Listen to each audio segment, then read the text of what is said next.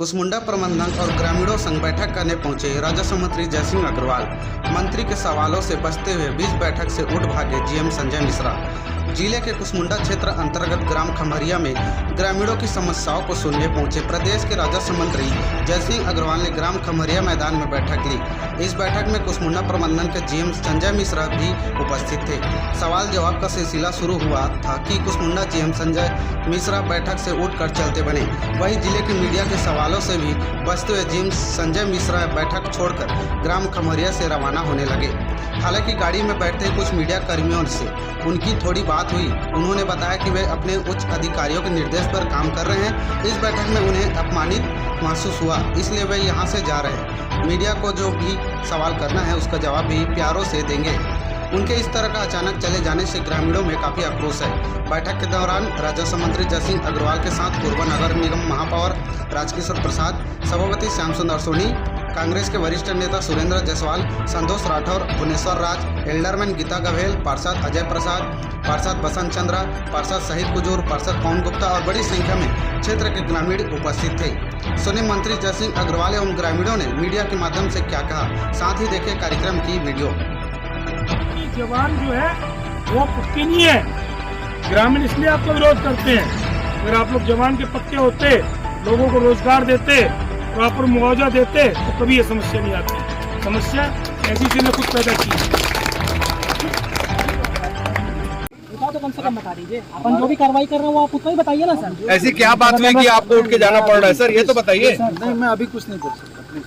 Sir जो है उतना ही बता दीजिए सर। आप जबरदस्ती मत। नहीं जबरदस्ती नहीं सर, प्लीज बोल रहे हैं। आप हमारे पीआरओ निवेदन कर रहे हैं सर। आप हमारे पीआरओ से नहीं, हर बात पीआरओ से नहीं हो सकती ना सर। आप ग्राउंड पे हैं सर, मौके पे स्पॉट पे जो रहेगा वही जवाब देगा ना, पीआरओ का जवाब देगा। सर। राजस्व मंत्री मौजूद है मौके पे सर।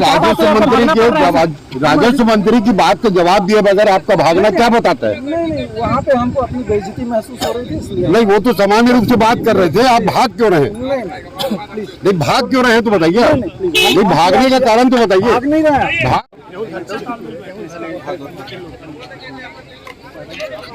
देखिए, ऐसी सेल के जीएम और उनके जो अधिकारी हैं वो प्रशासन और पुलिस की आड़ लेके यहाँ ग्रामीणों के साथ कुठाराघात कर रहे हैं। मुझे जानकारी मिली, मैं एक शादी के समारोह में आपका पूना गया हुआ था, तो मैंने जीएम को स्वयं फोन लगा के कहा था उनके डायरेक्टर को कि यहाँ इस प्रकार से ग्रामीणों को तंग न किया जाए और मैं 2-3 दिन बाद आऊँगा, उसके बाद बैठ के चर्चा कर लेंगे। लेकिन उस बात को उन्होंने गंभीरता से नहीं लिया और जब मैं परसों वापस आया तो मेरा स्वास्थ्य थोड़ा ठीक नहीं था। परसों हम लोग माननीय मुख्यमंत्री जी के कुदूरा रामपुर क्षेत्र के दौरे पर थे, तो लू लगने की वजह से कल मैं नहीं पहुंच पाया। लेकिन हमने अपने साथियों को, महापौर, सभापति, पार्षद और कांग्रेस के पदाधिकारियों को ग्रामीणों की मदद के लिए भेजा था और यहाँ ये तय हुआ था कि जब तक सारी चीज़ों के निराकरण नहीं होगा, जब तक जो कलेक्टर ने चिट्ठी लिखी है 11/5 को उनका कंप्लायंस नहीं होगा, जब तक किसी प्रकार की कोई मशीन नहीं चलेगी। लेकिन ऐसी सेल ने इसमें मेरे ख्याल से वादा खिलाफी की और ऐसी सेल ने, प्रबंधन ने अपना गुंडागर्दी का परिचय देते हुए मशीनों को भेजा और ग्रामीणों को धमकाया। गांव के लोग दहशत में हैं और भयभीत हैं। तो हम लोग चाहते हैं कि हमारे प्रदेश में जो अभी हमारी सरकार चल रही है, माननीय मुख्यमंत्री भूपेश बघेल जी के नेतृत्व में, किसी प्रकार के गांव के लोगों के साथ कोई कुठाराघात न हो, किसी प्रकार से उनके साथ किसी प्रकार की जोर जबरदस्ती न हो, किसी प्रकार की गुंडागर्दी न हो। ऐसी सेल प्रबंधन को ये हिदायत दी जाती है कि वो अपनी आदतों से बाज आए, क्योंकि पहले भी ऐसे बहुत से लिखित एग्रीमेंट हैं जिसमें ऐसी सेल ने विभिन्न क्षेत्रों में नौकरी के लिखित में आश्वासन दिए हुए हैं, मुआवजा के आश्वासन दिए हुए हैं, पुनर्वास के आश्वासन दिए हुए हैं। उन सारी चीजों में ऐसी सेल समय समय पे फेल होते आई है। लोगों की उम्र निकल गई लेकिन आज तक उनको रोजगार नहीं मिला। ऐसे भी आज यहाँ पे क्या हुआ? जीएम आए हुए थे, आज किस तरह? जीएम आए थे, जीएम से जो हमने प्रश्न पूछना शुरू किया तो जवाब नहीं दे पाए प्रॉपर और उठ के यहाँ से भाग गए, जबकि उनको जवाबदारी के साथ अपनी बातों को रखना चाहिए था। तो मैंने उनसे पूछा कि 11 तारीख को जो कलेक्टर ने चिट्ठी लिखी है ग्राम खम्हरिया के बारे में, तो उसके बारे में आपने कोई भी एक भी काम पूरा किया क्या? ये 6 बिंदुओं की चिट्ठी है, इसमें एक भी काम को उन्होंने अभी तक पूरा नहीं किया। तो ऐसी कौन सी इमरजेंसी है ऐसी कौन सी जल्दी है कि यहाँ ग्रामीणों की जमीनों को लूटना चाहते हैं। और जिस पर्पज से जमीन ली गई थी 1960 में, स्वयं जीएम ने बताया, बाद में 1983 में उसका पर्पज चेंज किया गया। आज आपका 40 और 23 63 साल होता है, जबकि 60 साल की टोटल उस जमीन में लिखा हुआ है, हाईएस्ट 60 साल। 60 साल के अंदर वो जमीन किसी परिस्थिति में वापस करने हैं, और अगर उसमें बसाहट देते हैं, मान लीजिए कॉलोनी बनाते हैं, इस टाइप का कुछ काम करते हैं, तो 20 साल में वापस करने हैं। तो 63 साल निकलने के बाद अभी उस जमीन पे दादागिरी से एसीसीएल का कब्जा करना न्यायोचित नहीं है।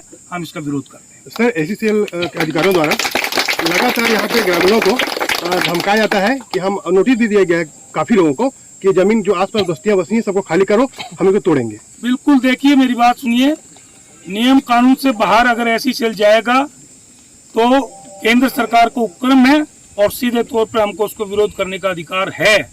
एक मंत्री होने के नाते उसके लिए प्रोटोकॉल का पालन करते हुए हम अपना विरोध प्रदर्शन करेंगे, और केंद्र सरकार के उपक्रम है और केंद्र सरकार के किसी भी अधिकारी को यहाँ गुंडागर्दी नहीं करने देंगे। एसीसीएल अपनी मनमानी कर रही है, दादागिरी कर रही है। हमारे जो पूर्व जमीन जब अधिग्रहण किया गया था उसमें स्पष्ट रूप से 20 साल के बाद जमीन वापसी का एग्रीमेंट है, और आज हमारे करीबन कोई 40 साल हो गए हैं। स्पष्ट 60 साल के बाद जमीन को किसानों को वापस करना है, तो एसीसीएल दादागिरी कर रही है, जबरदस्ती डोजरिंग कर रही है। यहाँ तक कलेक्टर साहब स्पष्ट निर्देश दिए थे कि ग्रामीणों के साथ किसी प्रकार का अन्याय नहीं होना चाहिए, और वन टाइम सेटलमेंट करते हुए इनको जितने भी रोजगार के प्रकरण हैं और जितने समस्याएं हैं उनका समाधान कीजिए। यहाँ पे 85 परिवार हैं और अब उनके वंशज बढ़ गए हैं, जिनमें अब इस प्रकार से परिवार बढ़ते गया है। आज के बारे में बताइए, क्या हुआ? आज माननीय मंत्री जी आए हैं और उन्होंने एसीसीएल के अधिकारियों को प्रश्न किया कि भाई आपने एक भी नीति का पालन किया हो, एक भी नियम का पालन किया हो तो बताइए करके, और जीएम साहब से प्रश्न भी पूछा कि कलेक्टर साहब के निर्देश का क्या हुआ, तो झल्लाते हुए जीएम साहब भागे हैं यहाँ से। और कुछ हो? आपकी कितनी जमीन है और आपको क्या परेशानियां हो रही? मेरी टोटल 20 एकड़ जमीन गई थी।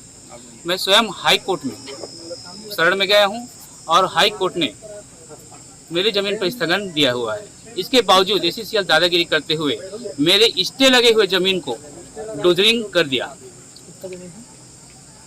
टोटल 20 एकड़ जमीन है और बाकी यहाँ पे जो जमीन था उनको डोजरिंग कर दिया गया है।